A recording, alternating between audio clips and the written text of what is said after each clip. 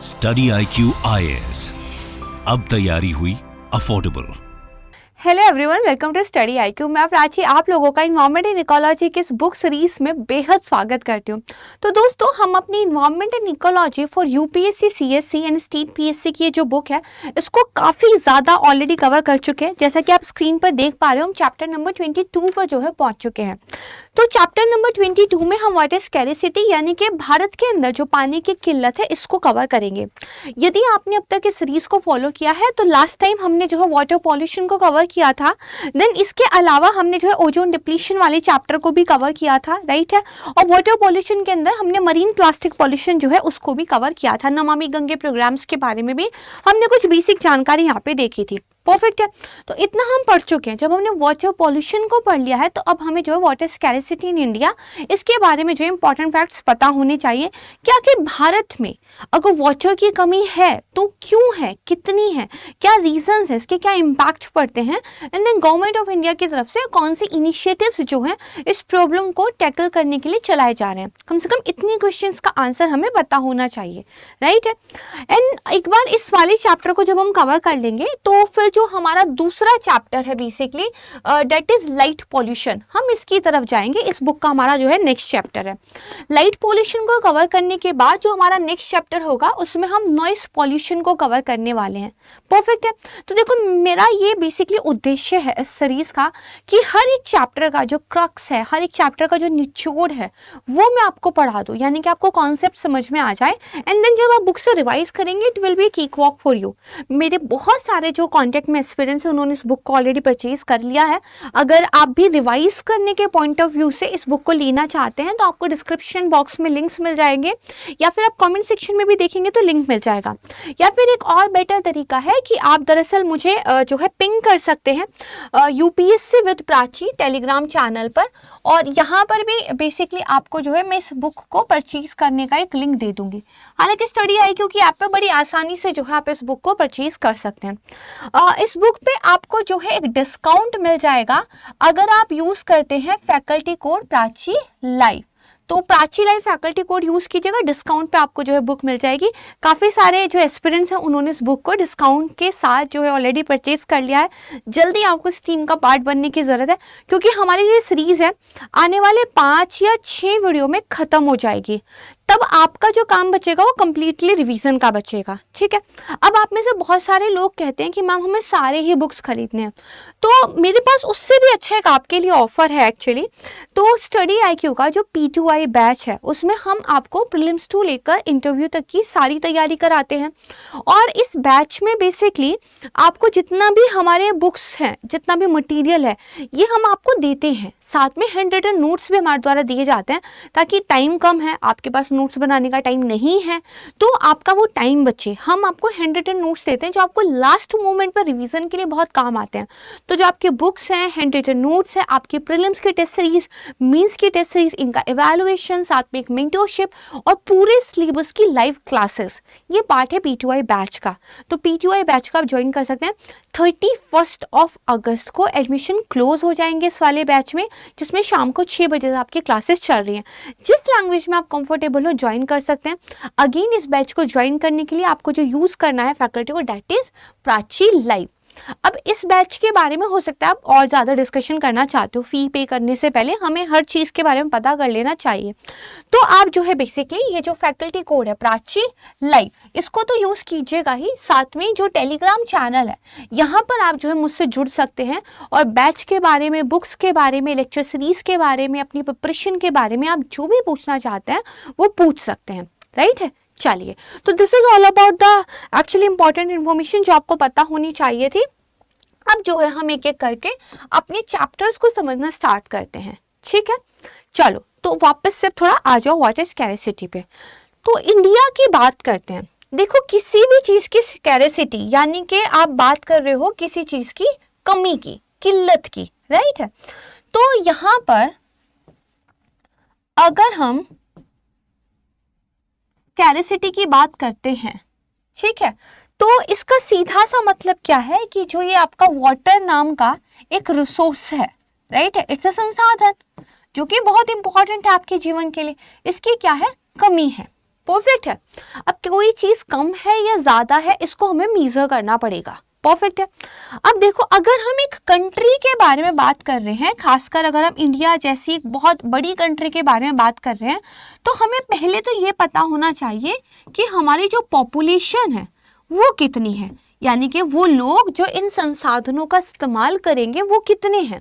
तो पॉपुलेशन कितनी है, एंड देन इस पॉपुलेशन के लिए जो अवेलेबल वाटर रिसोर्सेज हैं, क्योंकि हम वाटर के कॉन्टेक्स्ट में बात कर रहे हैं, इस पॉपुलेशन के लिए अवेलेबल रिसोर्सेज कितने हैं, देन ये पता होना चाहिए। ठीक है। अब देखो, प्रकृति ने हर एक एरिया को जो है कुछ ना कुछ संसाधनों से नवाजा है। आप देखोगे कहीं पे मिनरल्स ज्यादा मिलते हैं तो कहीं का जो है आपको वेजिटेशन ज्यादा देखने के लिए मिल जाएगा, कहीं पे क्रूड ऑयल बहुत ज्यादा है तो कहीं पे हीरे की खानें मिलती है, राइट। कहीं पे जो है नदियां बहुत ज्यादा हैं। तो हर किसी को प्रकृति ने कुछ ना कुछ दिया है, कहीं ना कहीं किसी ना किसी चीज की कमी है। तो ये कम या ज्यादा डिपेंड करता है कि कितने लोग आपके पास हैं जिनकी जरूरतों को आपको पूरा करना है। परफेक्ट है। अब देखो, यूनाइटेड नेशन जो हमारा पॉपुलेशन फंड है, उसका अगर रिसेंट जो डाटा आया था उसकी बात करें तो चाइना से भी ज्यादा हमारी जनसंख्या लगभग हो चुकी है। ठीक है। हालांकि गवर्नमेंट ऑफ इंडिया का ऑफिशियल डाटा अभी तक नहीं आया है। 2011 में सेंसस हुआ था, उसके बाद जो होना था पेंडेमिक की वजह से डिले हो गया, तो वी डोंट हैव लेटेस्ट जो है data about the India's population. This is one thing. लेकिन सोचो, अगर हम ये देखें वर्ल्ड के लेवल पर, ठीक है, अगर हम देखें वर्ल्ड में टोटल पॉपुलेशन जितनी भी है उसमें से कितनी परसेंट इंडिया के पास है, तो इंडिया के पास 18% वर्ल्ड का पॉपुलेशन है। परफेक्ट है। वाटर की जो अवेलेबिलिटी है और यू कैन से जो वाटर रिसोर्स है, ठीक है, ये पूरे वर्ल्ड में जितनी है इसका कितना परसेंट भारत के पास है, केवल 4% है। अब आप देखो, आपके पास 18% जो है दुनिया की पॉपुलेशन का हिस्सा है, लेकिन जो पानी आपके पास है वो दुनिया का केवल 4% है। तो यहाँ पे आपको डिमांड एंड सप्लाई का एक अनबैलेंस दिखाई दे रहा है, राइट। क्योंकि देखो, इतने ज्यादा लोगों की तरफ से वाटर की डिमांड आएगी क्योंकि it's a very necessary resource, इसके बिना तो जीवन ही नहीं है, और सप्लाई कितनी है, काफी कम है, राइट है। ओके। और यहाँ पे भी फिर क्या होता है, भारत के अंदर जो बेसिकली वाटर को मैनेज करने वाले प्रैक्टिसेस है, और यू कैन से जो वाटर मैनेजमेंट है इंडिया के अंदर, ये कोई बहुत अच्छे हालात में नहीं है। हमने अपने कल्चर के अंदर ये इनकलकेट ही नहीं किया है कि इस जल को बचाने का हर संभव प्रयास करने की जरूरत है। तो एक तो हमारे पास क्या है, ऑलरेडी सप्लाई कम है। दूसरा, जो हमारे पास अवेलेबल रिसोर्सेज है, अगर उनका हम प्रबंधन भी सही से नहीं करते तो क्या हो जाएगा, किसी भी रिसोर्सेज की क्या हो जाएगी, कमी हो जाएगी। तो वाटर के कंटेक्स्ट में water scarcity in India is a fact, Bharat में पानी की कमी है। ठीक है। तो इसीलिए अगर आप देखोगे वर्ल्ड बैंक की तरफ से, यूनाइटेड नेशन एनवायरनमेंट प्रोग्राम की तरफ से या WHO की तरफ से भी कई बार कुछ रिपोर्ट्स आते रहते हैं। इवन नीति आयोग ने भी इस चीज़ को जो है रिकॉग्नाइज किया है कि भारत के अंदर वाटर क्राइसिस जो है एक अभी भी चल रहा है और आने वाले टाइम में ये एग्रीवेट होगा, बढ़ेगा। परफेक्ट है। तो भारत को जो है वर्ल्ड की एक वाटर स्केयर कंट्री जो है माना जाता है, पानी की कमी जो है हमारे देश में है। ठीक है। तो ये तो आपको समझ में आ गया। परफेक्ट है। अब देखो, 3 टर्म जो है यहाँ पर यूज होते हैं और इन प्लेस ऑफ अनदर जो है हम यूज कर लेते हैं उन टर्म्स को, यानी कि एक्सचेंज हम कर देते हैं, बट तीनों का अपना एक टेक्निकल मीनिंग है। ठीक है जी। पहला तो जो आपका टर्म है दैट इज वाटर स्कैरसिटी। दूसरा जो आपका टर्म आता है दैट इज वाटर क्राइसिस। तीसरा जो आपका बेसिकली टर्म आता है that is water stress, right है। तो आपके पास क्या है, 3 टर्म है। अब यहाँ पे देखो, इंटरनेशनल स्टैंडर्ड्स की पहले हम यहाँ पे क्या है बेसिकली बात कर लेते हैं। देखो, अगर हमें ये बताना है कि इस देश में पानी की कमी है, इस देश में पानी की कमी नहीं है, और हमें वर्ल्ड के लेवल पर सेम स्टैंडर्ड्स रखने हैं, तो हमें एक वैल्यू सेट करनी पड़ेगी। परफेक्ट है। तो हमने क्या कहा, पर पर्सन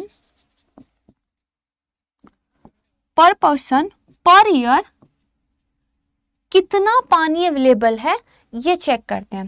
तो एक डेफिनेशन दे दी गई कि जो 1700 आपका क्यूबिक मीटर अगर पर पर्सन पर ईयर इतना पानी अवेलेबल है तो ये एक स्टैंडर्ड मान लिया जाएगा। परफेक्ट है। इंडिया के कंटेक्स्ट में बात करें तो रिपोर्ट्स कहते हैं कि भारत में ये 1100 क्यूबिक मीटर है और you can say 1100 cubic metre है। तो आप देखोगे 1700 से ये काफी ज्यादा कम है, पहले ही हम इंटरनेशनल स्टैंडर्ड से काफी नीचे हैं अगर वाटर की अवेलेबिलिटी की बात करें तो, है ना। तो पानी की यहाँ पे कमी है।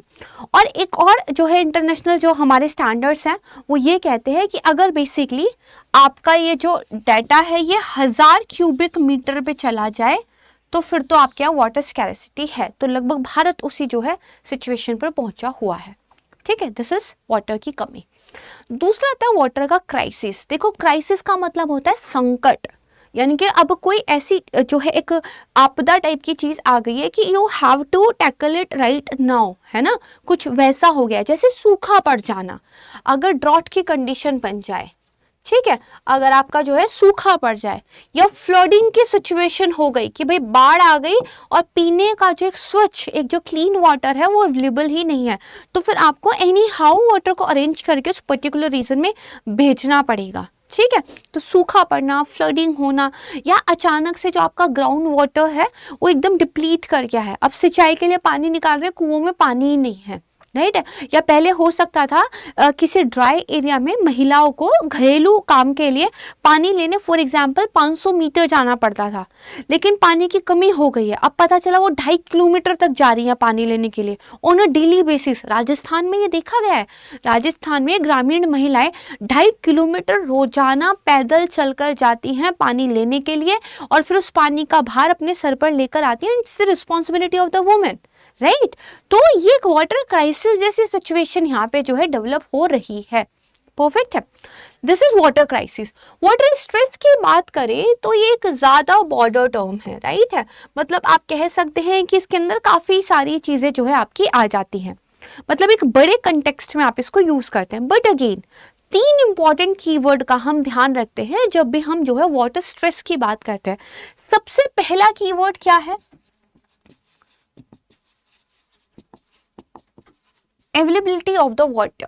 वाटर अवेलेबल है भी कि नहीं, पानी है या नहीं, पहली बात, ठीक है। दूसरा इंपॉर्टेंट कीवर्ड रहेगा तो क्वालिटी ऑफ वाटर, पानी की गुणवत्ता कैसी है। पता चला पानी तो काफी है, समुद्र में भरपूर पानी है, पृथ्वी पे 70% ज्यादा पानी ही है, राइट है, लैंड मास कम है, पानी ज्यादा है, बट क्या वो पानी हमारे पीने लायक है? उस पानी की क्वालिटी, गुणवत्ता कैसी मैटर करता है। देन तीसरा आएगा एक्सेसिबिलिटी, ठीक है। हो सकता है कि पानी काफी मात्रा में अवेलेबल हो सकता है कि पानी की क्वालिटी भी अच्छी हो, बट एक पर्टिकुलर पॉपुलेशन के हिस्से को उस पानी तक एक्सेसिबिलिटी ही ना हो, राइट है। तो पानी तक एक्सेस होना, पानी की क्वालिटी बेहतर होना और पानी की अवेलेबिलिटी फर्स्ट कंडीशन, ये तीनों जो कीवर्ड्स हैं इनको देख के माना जाता है कि किसी पर्टिकुलर एरिया में, किसी पर्टिकुलर जो है कंट्री के अंदर वाटर स्ट्रेस है या नहीं है। यही वाटर स्ट्रेस जो है बाद में वाटर स्कैरसिटी, वाटर क्राइसिस में जाके बदल जाएगा। परफेक्ट है। तो जो 3 टर्म्स हैं ये हम इंटरचेंजेबली जो है एक दूसरे के साथ यूज करते हैं, बट इन तीनों के अपने एक जो है टेक्निकल मीनिंग है। परफेक्ट है, इसको जो है थोड़ा सा आप ध्यान रखिएगा। चलिए, तो अब हमें जो है ये वाली चीज जो है यहाँ पे कवर होती है। देखते हैं हमारी बुक में किस तरीके से चीजों को बताया हुआ है। तो देखिए, पहले वाटर स्ट्रेस इन इंडिया के बारे में वही बात बताई हुई है कि कैसे 18% वर्ल्ड की पॉपुलेशन का भार हमारे कंधों पे है, बट पानी हमारे पास वर्ल्ड का केवल 4% है, ठीक है। इसके बाद कुछ की कॉन्सेप्ट बताई हुई है जो मैंने आपके सामने यहाँ पे बताई हुई है। देन ये वाला देखो, अगर मान लीजिए आप मीन्स आंसर राइटिंग में ये लिख रहे हो कि वाटर स्कैरसिटी इंडिया, तो you have some facts to base your logical reasoning, right है।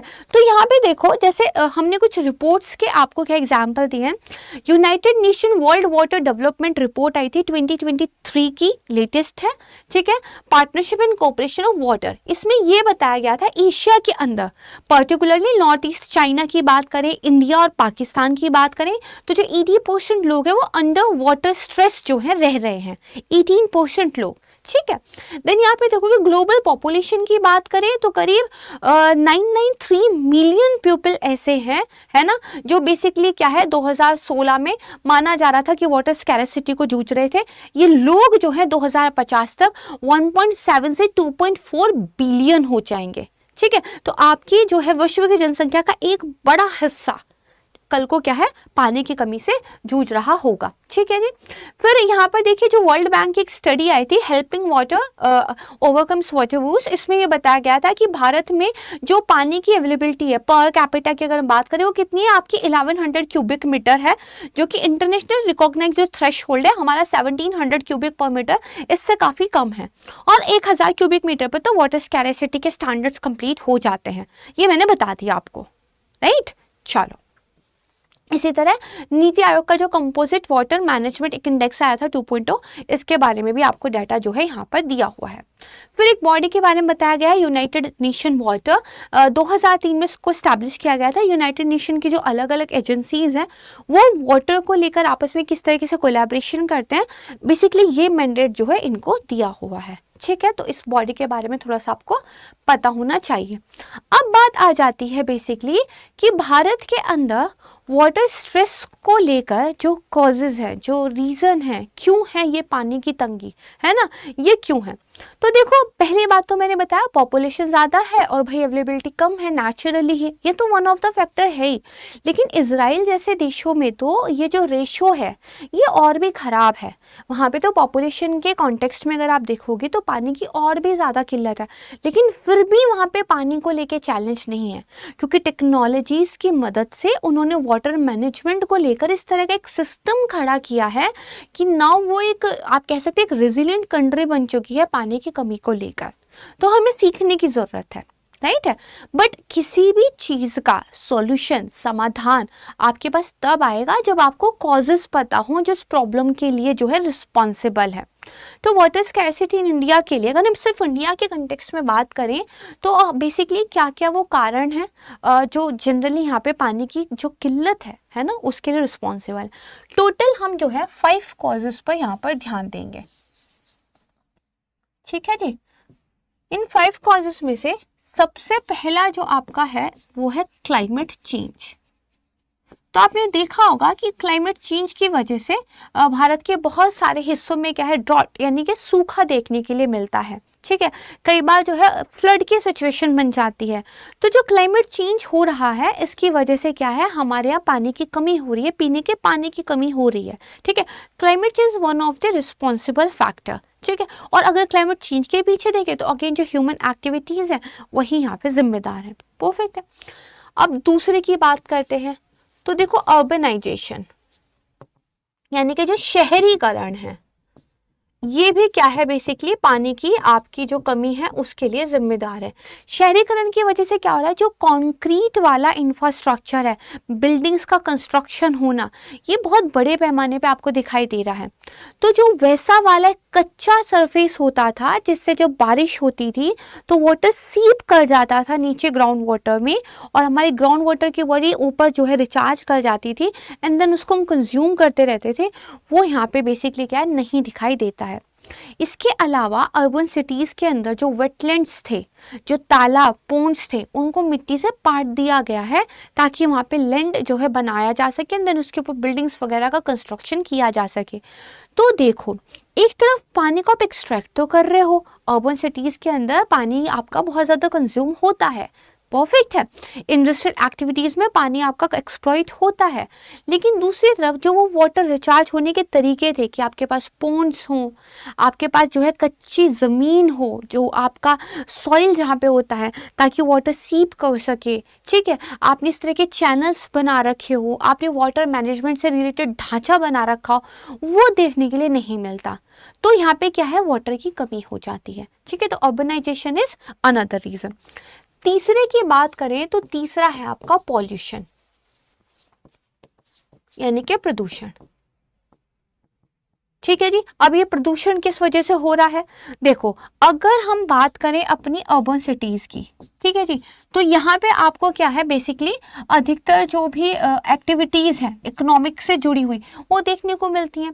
तो देखो, अर्थव्यवस्था से जुड़ी हुई गतिविधियों का होना तो आप ये समझिए इनएविटेबल है, वो तो होगा ही, राइट। बट उसको आप सस्टेनेबल कैसे बना सकते हैं, ये यहाँ पे जो है एक सवाल बनता है। अब देखो, अर्बन सिटीज की अगर हम बात करें तो हमारा basically central pollution control board का एक डाटा आया था, जहां तक मुझे याद आ रहा है कि जो हमारे अर्बन सिटीज है ना, ये बेसिकली 30% जो पॉपुलेशन है उसको सपोर्ट करती है। लगभग 30% पॉपुलेशन हमारे शहरों में जो है रहती है। लेकिन ये जो अर्बन सिटीज है, ये जो पॉल्यूशन के लिए जिम्मेदार है, वो लगभग 70% है। 30% लोग मिलकर 70% जो है वाटर पॉल्यूशन के लिए जिम्मेदार है। तो जब ये वाटर पॉल्यूटेड हो जाता है, तब ये ह्यूमन कंजप्शन के लिए राइट नहीं होता। हम इसको जो है as a drinking water use नहीं कर सकते। मैंने क्या बताया था, वाटर स्ट्रेस कब होता है? अवेलेबिलिटी, देन वाटर की क्वालिटी, राइट है। तो आपका तीसरा क्या है? पॉल्यूशन है। देन फोर्थ की बात करें तो फोर्थ आपका बेसिकली आ जाएगा एग्रीकल्चर, राइट है। एग्रीकल्चर वो कंज्यूमर या उपभोक्ता है जो पानी का सबसे ज़्यादा इस्तेमाल करता है। आप मान के चलिए लगभग 85% जो वाटर कंजप्शन होता है वो आपका एग्रीकल्चर में होता है। और क्योंकि एग्रीकल्चर में भी अगेन हमने अपने पोन्ड्स, चैनल्स, इनके प्रैक्टिसेस को तो छोड़ दिया है। हम क्या कर रहे हैं, हम पंप्स का यूज़ करके ग्राउंड वाटर को एक्सट्रैक्ट कर रहे हैं। तो जो ग्राउंड वाटर टेबल है वो लगातार डिप्लीट होता जा रहा है, ठीक है, क्योंकि फिर पानी कम हो जा रहा था, वो और डीप डाउन जाके जो है पानी खींच रहे हैं। इट्स लाइक पृथ्वी के सीने से जो है पानी खींच लाना, है ना। तो ये एक प्रॉब्लम है। देन जो हमारा लास्ट वाला basically this is your 1, climate change, urbanisation 2, pollution 3, agriculture 4, and then आपको मिलेगा यहाँ पे 5th देखने के लिए, दैट इज इंडस्ट्रियलाइजेशन, राइट है, इंडस्ट्रियलाइजेशन। अब देखो, जो भी इंडस्ट्रीज है उसमें रॉ मटेरियल को प्रोसेस करने के लिए, क्लीनिंग के लिए वाटर बहुत ज़्यादा मात्रा में यूज़ होता है ना। अगर हम देखें तो करीब आपका जो वाटर है 85% अगर सिर्फ अकेला एग्रीकल्चर ले जाता है, तो 5 to 8% जो वाटर है वो आपका इंडस्ट्रीज वगैरह में यूज़ होता है। और इसमें से भी जो आपके थर्मल पावर प्लांट्स हैं उसमें इंडस्ट्रीज में जितना वाटर यूज होता है उसका 85% तो आपका थर्मल पावर प्लांट्स में ही यूज हो जाता है। इसीलिए this is one of the reason कि आपको क्या है, रिन्यूएबल एनर्जी के जो सोर्सेज हैं उनकी तरफ मूव करने की जरूरत है जो सस्टेनेबल हों। परफेक्ट है। तो बिजली तो आपको मिल रही है, बट किस कीमत पे मिल रही है? परफेक्ट है। तो ये वो 5 मोटे मोटे कॉजेज हैं जिनको हम मान सकते हैं कि भारत के अंदर जो वाटर स्कैरसिटी है ये उसके लिए जिम्मेदार है। परफेक्ट है। अब देखो, जब पानी की कमी हो जाती है तो इसके हमें इम्पैक्ट्स देखने के लिए मिलेंगे, बिल्कुल मिलेंगे भाई, क्यों नहीं मिलेंगे, है ना। तो अगर आप इम्पैक्ट्स की बात करें तो सबसे पहला इम्पैक्ट तो देखिए आपको क्या है, ह्यूमन हेल्थ पे देखने के लिए मिल जाएगा। तो आपको पता है कि एक तो पानी की कमी ही है, ठीक है। दूसरा क्या है, जो पानी की गुणवत्ता है, the quality of water is not up to the mark, है ना, is not up to the standards. तो आप देखोगे भारत के अंदर आर्सेनिक, फ्लूराइड, है ना, ये पॉल्यूटेड वाटर आपको देखने के लिए मिलता है, जो हमने लास्ट वाला जो अपना वाटर पॉल्यूशन वाला चैप्टर था उसमें भी डिस्कस किया था। परफेक्ट है। तो ह्यूमन हेल्थ पे इसका असर देखने को मिलेगा। दूसरा आप देखोगे जो आपकी बायोडाइवर्सिटी है, ठीक है, इसमें अगर पानी की कमी हो जाएगी तो ये इतना फ्लरिश तो नहीं करेगी, क्योंकि वेजिटेशंस को, फ्लोरा फ्योना को क्या है, वाटर चाहिए एज ह्यूमंस नीड। परफेक्ट है। इसके अलावा क्या है, आपका एग्रीकल्चर पर इसका असर देखने के लिए मिलेगा। वही होगा कि आप क्या है, जो वाटर इंटेंसिव क्रॉप्स की खेती करते हो, शुगर केन है, राइस है, ये कर रहे हो, पानी नहीं है, तो आपकी खेती की जो यील्ड है, जो प्रोडक्टिविटी है वो गिरेगी। इसका सीधा असर किसानों की इनकम पे देखने को मिलेगा।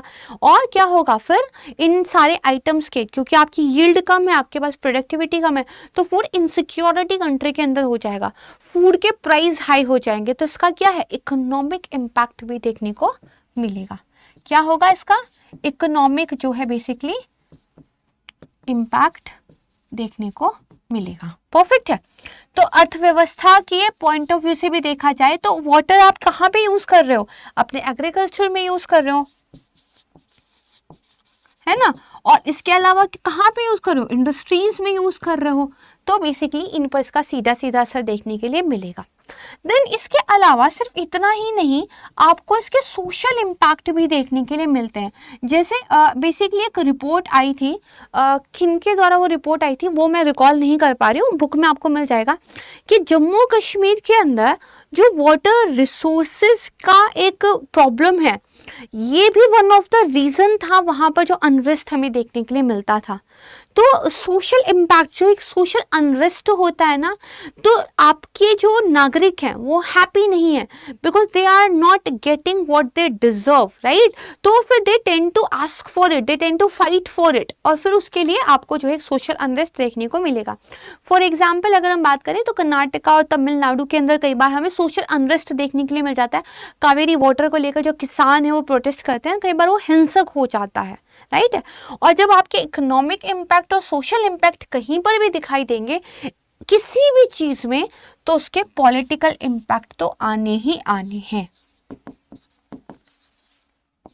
और इसीलिए फिर क्या होगा, जब लोगों में सोशली अनरेस्ट है, जब लोग इकोनॉमिकली जो है बेसिकली अफेक्ट हो रहे हैं, इसका सीधा क्या है, लोगों की पॉलिटिक्स पर, लोगों की वोट प्रेफरेंसेस पर असर देने को मिलेगा। और इसकी वजह से पॉलिटिकल इम्पैक्ट दिखने को मिलेगा। राजनीति कैसी हो जाएगी भाई, जो लोग डिमांड कर रहे हैं कि नदी के पानी पर हमारा कंट्रोल हो, नदी के पानी का ज्यादा हिस्सा हमें चाहिए, हम सुप्रीम कोर्ट वाले ऑर्डर को नहीं मानेंगे क्योंकि वो हमारे जो है बेसिकली हितों के अकॉर्डिंगली नहीं जा रहा है। जैसे आपको तमिलनाडु, कर्नाटका, आंध्र प्रदेश,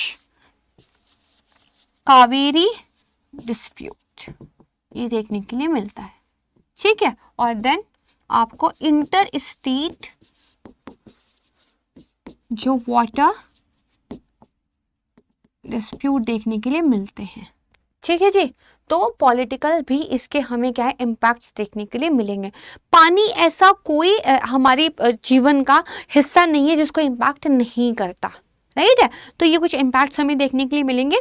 अगेन बुक में आ जाते हैं। देखो कॉजेस की अगर हम बात करें तो यहाँ पे आपको पूरे अच्छे तरीके से सारी चीजें बताई हुई। इंडस्ट्रीज है, राइट है, एग्रीकल्चर प्रैक्टिसेस है, gap between demand and supply है, अर्बनाइजेशन है, वाटर पॉल्यूशन है, क्लाइमेट चेंज है, सबको कवर कर लिया। देन इसके बाद यहाँ पे आप आ जाओ कि इसके इम्पैक्ट्स क्या देखने को मिलेंगे वाटर स्ट्रेस के। सोशल इम्पैक्ट है, यहाँ पर देखिए इकोनॉमिक इम्पैक्ट है, इकोलॉजिकल इम्पैक्ट है, बायोडाइवर्सिटी पे फर्क है, आपका फ्लोरा फ्यूना पे देखने को फर्क मिलेगा, ठीक है। ग्राउंड वाटर रिसोर्सेज आपके एक्सप्लॉइट हो रहे हैं। एंड देन उसके बाद आप देखोगे पॉलिटिकल इम्पैक्ट्स आपको देखने के लिए यहाँ पर मिल जाएंगे, ठीक है जी। तो अब इसलिए क्योंकि वाटर एक इतना ज्यादा इंपॉर्टेंट मुद्दा है, कई बार तो वोट पॉलिटिक्स इसके ऊपर डिपेंड कर जाती है, तो फिर इसके लिए कुछ इनिशिएटिव सरकार की तरफ से जरूर लाए गए होंगे, बिल्कुल लाए गए। इसमें से कुछ तो हमने लास्ट वाले लेक्चर में भी पढ़े थे, परफेक्ट है, तो वो आपको याद होंगे। बताइए, मैंने आपको बताया था कि नेशनल वाटर पॉलिसी हमारे पास है, बताया था ना, याद है। तो हमारे पास एक तो क्या है, अपनी नेशनल वाटर पॉलिसी है, ठीक है। आई थिंक 2012 की ही है, एक बार क्रॉस चेक कर लेंगे, ठीक है। तो यहाँ पे हम किसकी बात कर रहे हैं, जो हमारे गवर्नमेंट के इनिशिएटिव्स हैं, राइट है, पहला। दूसरा, ग्राउंड वाटर को लेकर भारत के अंदर काफी बड़ा क्राइसिस आ चुका है, तो एक हमारे पास है अटल भूजल योजना। काफी बड़े पैमाने पर ये योजना है और इसको वर्ल्ड बैंक के साथ मिलकर जो है बेसिकली भारत के अंदर चलाया जा रहा है। कौन सी आपकी अटल भूजल योजना, ठीक है। इसके अलावा कुछ और इनिशिएटिव्स भी हैं, जैसे एक अभी जो इम्पोर्टेंट काम किया जा रहा है सरकार की तरफ से, वो है आपका जल जीवन मिशन। इसका एक रूरल कंपोनेंट आपको देखने के लिए मिल जाएगा और एक आपका क्या है, इसको अर्बन कंपोनेंट देखने के लिए मिल जाएगा, ठीक है। जल जीवन जो मिशन है ना, ये बेसिकली आपका क्या है, इंपॉर्टेंट है करंट अफेयर के पॉइंट ऑफ व्यू से भी, तो इसको जो है थोड़ा सा आप ध्यान रखना। एक सरकार की तरफ से जो है मिशन अमृत सरोवर भी चलाया गया है, ये भी थोड़ा देख लेना। तो आजादी के जब 75 साल हम लास्ट टाइम सेलिब्रेट कर रहे थे, है ना, मिशन अमृत सरोवर। तो हमने कहा था भाई हम क्या है बेसिकली हर एरिया के अंदर इस तरह के 75 सरोवर बनाएंगे ताकि वाटर इनमें कलेक्ट हो, बाद में इनको यूज कर पाए। तो ये है। एंड देन इसके अलावा गवर्नमेंट की तरफ से मिशन अमृत सरोवर हो गया।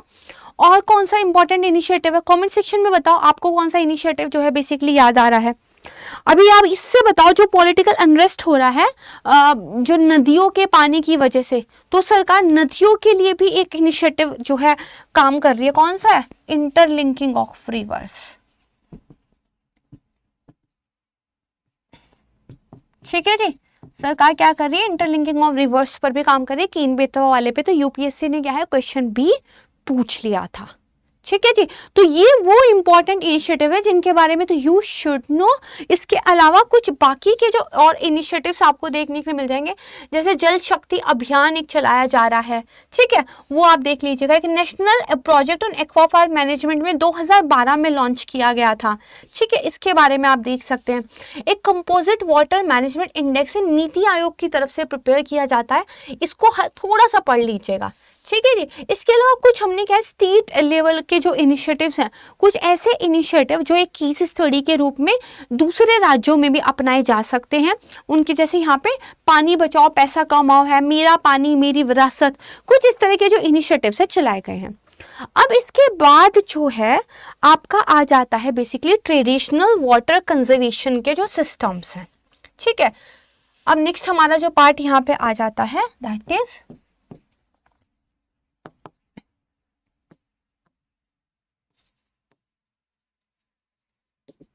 conservation methods और you can say systems।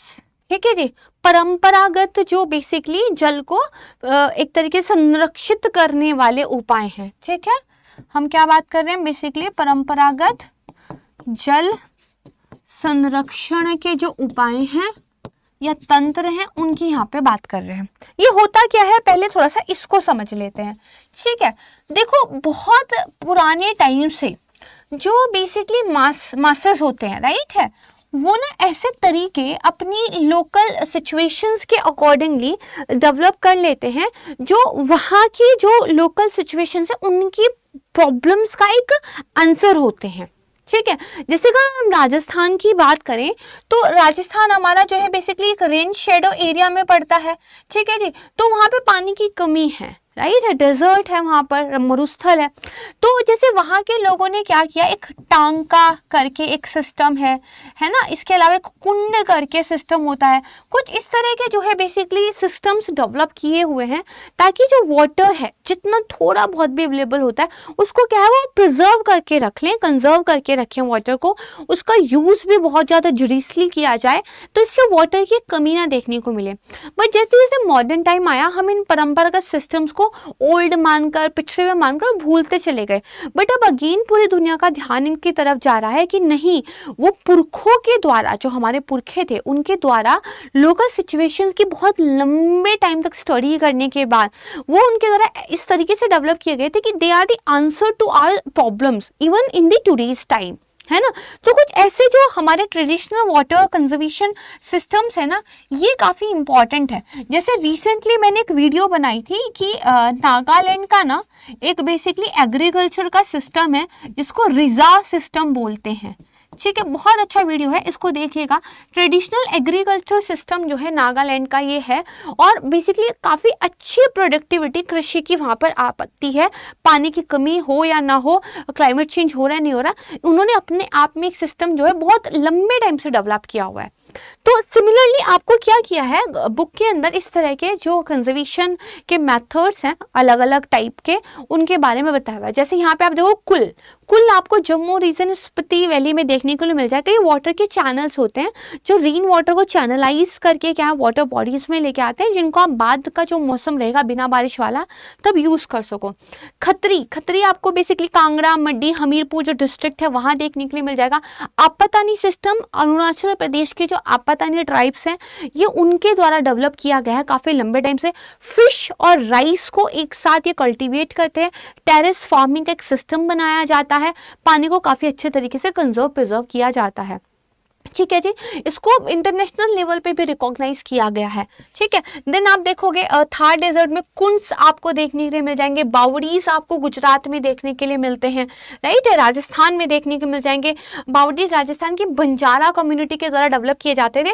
कोशिश रहती थी कि पानी को इकट्ठा किया जाए एंड देन स्ट्रक्चर ऐसा हो कि पानी का इवेपोरेशन कम हो जाए, क्योंकि अब रेगिस्तान है, धूप बहुत तेज है, तो इवेपोरेशन ऑफ वाटर को रोकना बहुत जरूरी है ताकि पानी प्रिजर्व रहे, है ना।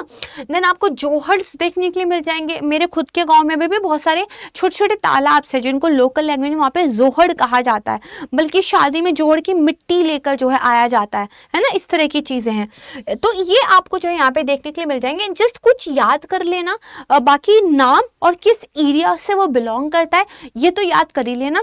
2-4 जो है, जैसे आपका आपतानी वाला सिस्टम है, ठीक है, कुंड है, खत्री कुल है, इनको थोड़ा डिटेल में देख लेना, ताकि अगर कभी भी आपको एक केस स्टडी के रूप में, एक एग्जाम्पल के रूप में बताना हो तो आप बता पाओ। ठीक है, ये बहुत ज्यादा यहाँ पे क्या है आपका इंपॉर्टेंट है। परफेक्ट। अब इसके बाद देखो, ये जो वाटर स्कैरसिटी इन इंडिया वाला आपका चैप्टर है, ये आपका खत्म होता है 2017 में। 2020 में मेंस से डायरेक्ट क्वेश्चन यहाँ से आया था। इसको अगर चैप्टर को अच्छे से समझ लिया है, बुक से पढ़ लोगे, बहुत आराम से जो है इसका आंसर आप यहाँ पे लिख पाओगे। ठीक है, दिस इज क्लियर। चलो बहुत बढ़िया। अब जो है हम अपने दूसरे चैप्टर की तरफ चलते हैं। दोनों चैप्टर बहुत छोटे हैं, बहुत क्विकली कवर हो जाएंगे। ठीक है, 2 छोटे छोटे स्मॉल इश्यूज को हम यहाँ पे कवर करेंगे। परफेक्ट है। लाइट पॉल्यूशन, ठीक है, हमारा 23rd ये चैप्टर है। तो देखो, मैंने आपको कई बार बता दिया है कि जब हम पॉल्यूशन वर्ड यूज करते हैं, we are talking something about unwanted और एक्सेसिव, राइट है, यानी कि कोई चीज ऐसी है जो अनवांटेड है, कोई चीज अपनी जितनी एक लिमिट है उससे ज्यादा एक्सेस में है। तो अगर हम लाइट पॉल्यूशन की बात कर रहे हैं तो यहाँ पे भी ये डेफिनेशन जाएगी, है ना। तो दरअसल होता क्या है, जो आपकी नेचुरल लाइट है, खासकर बेसिकली क्या है, जो आपका नाइट स्काई होता है, नाइट स्काई की अपनी एक नेचुरल लाइट है।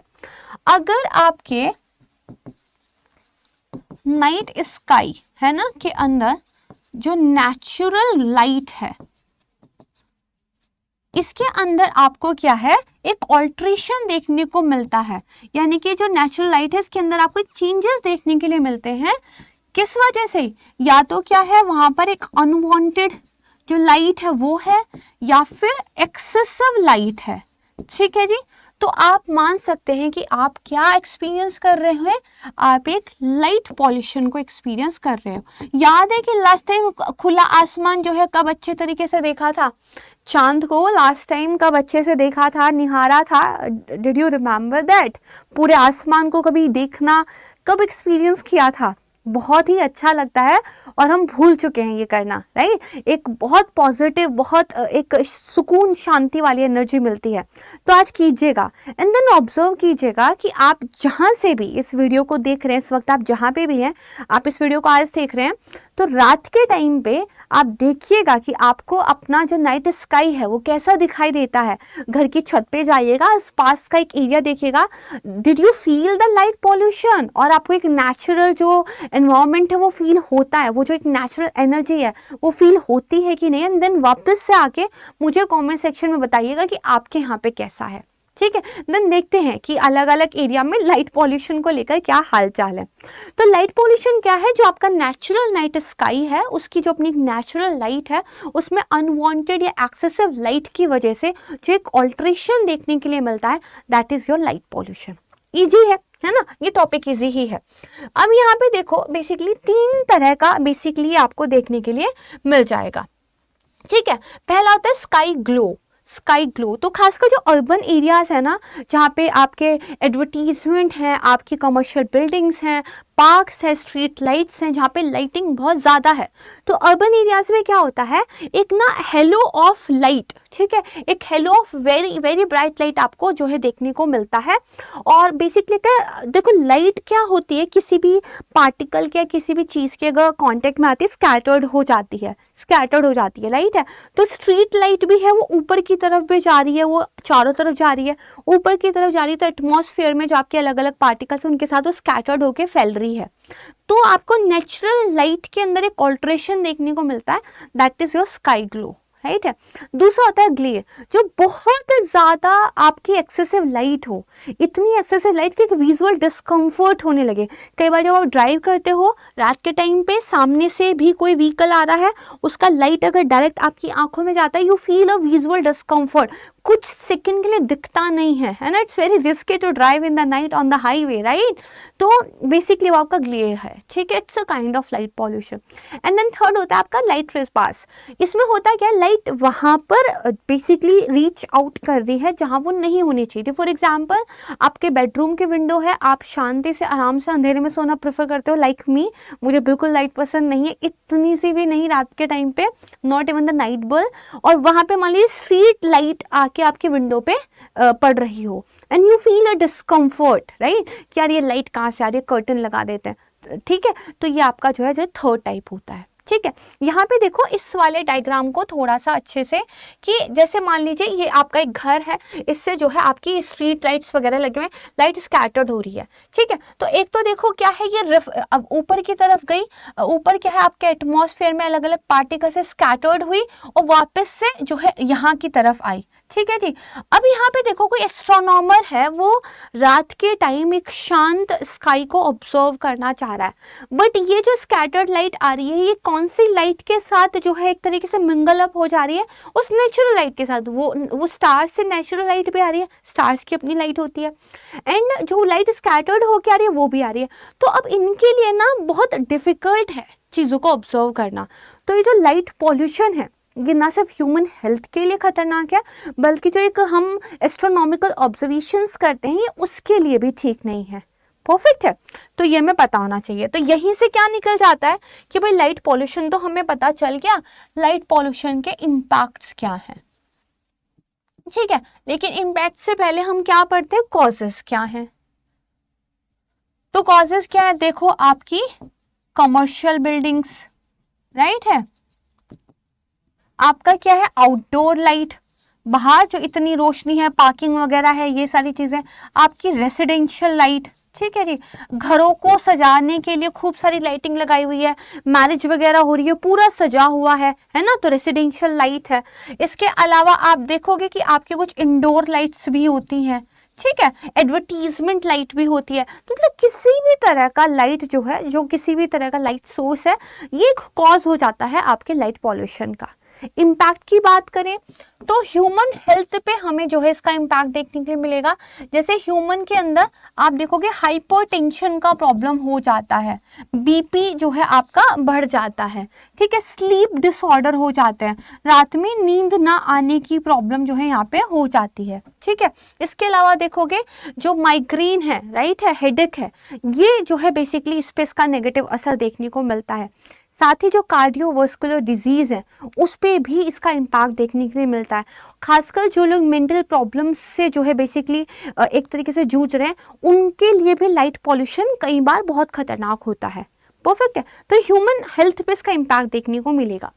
देन इसके अलावा अगर आप बेसिकली बर्ड्स एंड एनिमल्स की बात करोगे, ठीक है, तो बर्ड्स एंड एनिमल्स पे भी इसका असर देखने को मिलता है, क्योंकि कई बार क्या होता है, जो आपके बेसिकली नॉक्टर्नल एनिमल होते हैं, जो रात के टाइम अडेप्ट हुए होते हैं, उनकी आंखें अंधेरे में देख सकती हैं, वो रात को एक्टिव होते हैं, और अगर लाइट बहुत ज़्यादा है तो बेसिकली उनके लिए ये ठीक नहीं होता, क्योंकि उनके नेचुरल जो बेसिकली उनका एक जो सिस्टम है, ये उनको ऑल्टर कर रहा है, ठीक है। कुछ बर्ड्स हैं, उनके लिए एक्सेसिव जो लाइट है, ये कई बार प्रॉब्लम क्रिएट करती है। तो ये कुछ इम्पैक्ट्स आपको देखने के लिए इसके मिल जाएंगे। जैसे वापस से हम अपनी बुक पे आते हैं और यहाँ पे बेसिकली हम चलते हैं इम्पैक्ट्स की तरफ, ह्यूमन हेल्थ की तरफ, ठीक है। इसके अलावा नॉक्टर्नल वाइल्ड लाइफ है, इकोसिस्टम डिस्टर्ब हो जाता है, माइग्रेटरी जो पैटर्न्स हैं, जो बर्ड्स वगैरह एक जगह से दूसरी जगह माइग्रेट करके जाते हैं, इतना ज़्यादा लाइट होने की वजह से वो पाथ को जो है कई बार भूल जाते हैं, ठीक है, ये है। एंड देन कार्बन फुटप्रिंट है, जितनी ज़्यादा इलेक्ट्रिसिटी आप कंज्यूम कर रहे हो, ये जो लाइट पॉल्यूशन हो रहा है, ये भाई इलेक्ट्रिसिटी जनरेशन हुआ है ना, और इलेक्ट्रिसिटी जनरेशन के साथ कार्बन डाइऑक्साइड का मिट होना इंटरलिंक रहता है, तो कार्बन फुटप्रिंट भी यहाँ पे क्या आपका इंक्रीज होता है। परफेक्ट है, तो ये क्या है आपके इम्पैक्ट्स है। अब हम देखते हैं कि ग्लोबल लेवल पर कौन कौन से जो है इनिशिएटिव लिए हुए हैं। तो जैसे एक तो आपका international year of light and light based technologies हमने डिक्लेयर किया था 2015 में। इसके अलावा एक इंटरनेशनल डार्क स्काई एसोसिएशन है, एक नॉन प्रॉफिट ऑर्गेनाइजेशन है, अवेयरनेस वगैरह को लेके काम करती है कि हमें मिनिमाइज करना चाहिए इन सारी चीज़ों को। ठीक है जी। एक हमारा इंटरनेशनल एस्ट्रोनॉमिकल यूनियन है, तो ये तो एस्ट्रोनॉमी के लिए यूनियन है, बट मैंने बताया कि किस तरह लाइट जो है सीधे सीधे जो हमारे एस्ट्रोनॉमिकल ऑब्जर्वेशन है उनके साथ इंटरफेरेंस कर रहा है, तो इनके द्वारा भी एक अवेयरनेस को लेके काम किया जा रहा है कि इस लाइट पॉल्यूशन को आप भाई कम कीजिए। एंड देन एक जो इम्पॉर्टेंट है, बुक में नहीं बताया हुआ उसके बारे में, लेकिन मैं बता देती हूँ, हम एक ना अर्थ आवर डे सेलिब्रेट करते हैं, एक अर्थ आवर डे सेलिब्रेट करते हैं लोगों के अंदर एक अवेयरनेस फैलाने के लिए कि भाई ये लाइटें बंद करो और जरा देखो बाहर निकल के कि नेचुरली जो एक हमारी प्राकृतिक रोशनी वो कितना सुकून देती है, just for the awareness, right. तो यहाँ पे आप देखो जो मार्च है आपका, है ना, मार्च का जो भी लास्ट सैटरडे होता है, मतलब there is no date fixed for this particular day, any Saturday जो मार्च के लास्ट में आएगा, मतलब एनी डेट पड़ जाएगा, ठीक है। तो मार्च का जो लास्ट सैटरडे होता है, इस दिन हम क्या करते हैं, सभी लोग जो है 8:30 to लेकर 9:30 तक, खासकर यूरोपियन कंट्रीज वगैरह में इसको जो है बेसिकली सेलिब्रेट करते हैं। 8:30 to लेकर 9:30 तक एवरी पॉसिबल जो लाइट है उसको क्या है स्विच ऑफ कर देते हैं, राइट है। एवरी पॉसिबल लाइट को क्या है स्विच ऑफ कर देते हैं। तो एक अवेयरनेस के पॉइंट ऑफ व्यू से अर्थ आवर डे को जो है हमारे द्वारा सेलिब्रेट किया जाता है। इसके बारे में थोड़ा पता होना चाहिए। जहां तक मुझे याद आ रहा है यूपीएससी ने इस पे भी क्वेश्चन पूछा हुआ है, ठीक है। तो बुक में आपको ये सारी चीजें यहाँ पर डिटेल से देखने के लिए मिल जाएंगी। एंड इतना ही ये जो है आपका चैप्टर था, मैंने कहा था ना इजी एंड जो है इजी बिजी और स्मॉल है, तो वैसे ही। अब मूव ऑन करते हैं अपने आज के लास्ट चैप्टर में। आज का लिस्ट बुक वाले चैप्टर भी और बच रहे हैं। हमारा कौन सा होगा, नॉइस पॉल्यूशन। लाइट पॉल्यूशन पढ़ लिया, अब नॉइस पॉल्यूशन कर लेते हैं, ठीक है। चलो, तो बात है हमारा नेक्स्ट चैप्टर नॉइस पॉल्यूशन। तो देखो नॉइस पॉल्यूशन क्या है, अगेन एक अनवांटेड नॉइस, एक अनप्लीजेंट नॉइस जो हमारी जो हियरिंग कैपेसिटी है, राइट है, उसके लॉस का या उसमें इंटरफेरेंस करने का एक रीजन बन रहा है, that is noise pollution, right है। तो देखो हमने क्या किया है, ह्यूमंस कितनी नॉइस बियर कर सकते हैं, इसके कुछ स्टैंडर्ड सेट कर दिए हैं। जब उससे ऊपर जाएगा मतलब वो हमारे लिए क्या है, एक नेगेटिव इम्पैक्ट डालता है, दैट इज नॉइस पॉल्यूशन। अब यहाँ पे आपको देखो बहुत ही डिटेल में जो है बुक में सारी चीजें बताई हुई है कि सोर्सेज क्या है नॉइस पॉल्यूशन के। ट्रैफिक है, कंस्ट्रक्शन है, एयरपोर्ट और एयरक्राफ्ट है, रेलवे है, ठीक है, इमरजेंसी सर्विसेज, पब्लिक ट्रांसपोर्टेशन या कोई पब्लिक इंफ्रास्ट्रक्चर का कंस्ट्रक्शन चल रहा है, नेबरहुड में कोई नॉइस हो रहा है कि चलो पार्टी हो रही है ना, रात को पूरा डीजे बजा हुआ है। तो these are the sources of the noise pollution. आसान है, ये तो पता है आपको भी। अब देखो अगर हम नॉइस पोल्यूशन के लिए कुछ डाटा की बात करें तो वर्ल्ड हेल्थ ऑर्गेनाइजेशन का ये कहना है कि 1.1 बिलियन यंग पर्सन जो कि 12 से 35 साल के एज ग्रुप में आते हैं वो हियरिंग लॉस को लेकर ससेप्टेबल है because of the actually heightened noise pollution in the actually world, right है। इसके अलावा जो ढाका है बांग्लादेश में, उसको सबसे ज़्यादा नॉइसी सिटी माना गया है वर्ल्ड के अंदर। और इंडिया की बात करें तो मुरादाबाद का यूपी, इसको बहुत ज़्यादा जो है एक नॉइस पॉल्यूटेड सिटी माना जाता है, ठीक है जी। अब यहाँ पे हमें पता चल गया सोर्सेज क्या है, इम्पैक्ट क्या होते हैं। अगेन बहुत ज़्यादा शोर हो, लगता है ना ब्लड प्रेशर हाई हो रहा है, ऐसा लगता है कि जो हार्ट बीट है वो तेज हो गई है, तो हाइपरटेंशन की प्रॉब्लम हो जाती है। हियरिंग इम्पेयरमेंट, लंबे टाइम तक अगर आप हेडफोन्स यूज़ करते हो, फुल वॉल्यूम में म्यूजिक सुनते हो, कुछ टाइम बाद आपको जो धीमी आवाज़ है वो सुननी बंद हो जाती है, तो हियरिंग इम्पेयरमेंट है। स्लीप में डिस्टर्बेंस होता है, भाई लाइट की वजह से भी नहीं सो पाते, इसकी वजह से भी नहीं सो पाते। एंड देन लाउड वॉइस जो है कार्डियोवास्कुलर डिजीज के साथ भी लिंक किया गया है। देन एनिमल्स एंड बर्ड्स की बात करें, अगेन आप देखो जो आपके बर्ड्स हैं, जो एनिमल्स, इनमें से बहुत सारे क्या है जो बेसिकली वॉइस होता है ना एक दूसरे का, उसके साथ कम्युनिकेट करते हैं। बट ये जो एक्सटर्नल नॉइस है इसकी वजह से कई बार वो जो कम्युनिकेशन है वो नहीं हो पाता, तो जो उनके मीट हैं वो उनके साथ उस तरीके से कांटेक्ट नहीं कर पाते जैसे नेचुरली करते हैं। तो बर्ड्स एंड एनिमल्स पे इसका असर देखने को मिलता है। दैट्स व्हाई उनका जो रिप्रोडक्शन है, जो ब्रीडिंग है, बहुत सारे बर्ड्स मीटिंग के लिए कॉल करते हैं, राइट। देयर आर सॉन्ग्स जो वो गाते हैं, बहुत सारे एनिमल्स की अपनी डिफरेंट वॉइसेस होती हैं फॉर मीटिंग, तो वो इस नॉइस में कहीं ना कहीं क्या है इंटरप्ट होती हैं। देन बहुत सारे जो एनिमल्स होते हैं वो नॉइस पॉल्यूशन की वजह से अपना जो हैबिटेट है उसको क्या अबेंडन कर देते हैं। सिमिलरली जो उनके फॉर्जिंग पैटर्न्स है, यानी कि वो जो फीड कर रहे हैं वो चेंज हो जाएगा, ठीक है। साइकोलॉजिकल स्ट्रेस देखने को मिलता है। एंड जो कुछ लोग, जो कुछ जानवर होते हैं, आपने देखा होगा उनकी जो बेसिकली सुनने की जो पावर होती है वो बहुत ज़्यादा होती है, हल्की सी भी आहट हुई वो चौंक जाते हैं। तो जो उनके ऑडिटरी क्यूज को बेसिकली एक समझने की पावर है वो भी नॉइस पॉल्यूशन की वजह से क्या है यहाँ पे इम्पैक्ट होती है, ठीक है। और इस तरह से आपको देखने को मिलेगा कि ओशियन के अंदर भी नॉइस पॉल्यूशन की प्रॉब्लम हो रही है, जिसका सबसे बड़े जिम्मेदार हम ह्यूमन से, जो शिप्स वगैरह जो ओशियन में ड्रिलिंग, माइनिंग, ये सारी चीज़ें चल रही है, ये ओशियन के अंदर जो है नॉइस का कारण बनती है। अब इसको कंट्रोल करने के क्या उपाय हैं, बिकॉज ह्यूमन की स्लीप्स के साथ, हेल्थ के साथ इट्स डायरेक्टली लिंक्ड। तो गवर्नमेंट ऑफ इंडिया का अपना क्या है, एक आप देखो रूल है, noise pollution regulation and control rules 2000 वाले, ठीक है। इसमें बताया गया है कि भाई रात को इतने टाइम के बाद आप लाउड स्पीकर्स को नहीं प्ले कर सकते हो। इसमें बताया गया है कि भाई जो एक्सेप्टेबल नॉइस लेवल है वो दिन के समय कितना होगा, रात के समय कितना होगा। जैसे इंडस्ट्रियल एरिया में बता दिया, दिन के समय 75 dB तक का नॉइस हो सकता है, रात के समय 70 होगा। लेकिन अगर आप रेसिडेंशियल एरिया की बात करोगे, दिन के समय जो नॉइस है वो 55 dB तक हो सकता है, रात के समय वो सिर्फ 45 होगा, ठीक है। फिर इसके अलावा मोटर व्हीकल्स, एयर कंडीशनर्स वगैरह के लिए जो स्टैंडर्ड्स होंगे वो यहाँ पे जो है सेट किए गए।